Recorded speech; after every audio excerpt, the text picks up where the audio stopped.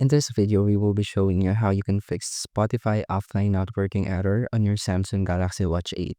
First is to make sure that your Galaxy Watch 8 OS is dated, or the Samsung Galaxy wearable app is also updated on your phone and to its latest versions. Now log out of Spotify on both your watch and your phone and then log back in. You can also restart your watch and phone and ensure that you have enough storage on your watch for downloads. You can find this by heading to the settings and then tap on the About Watch and find the storage. Next is to modify the in-app Spotify. Now, head to Spotify on your watch and then tap your profile picture. Go to the data saving and offline and ensure that settings allow offline listening.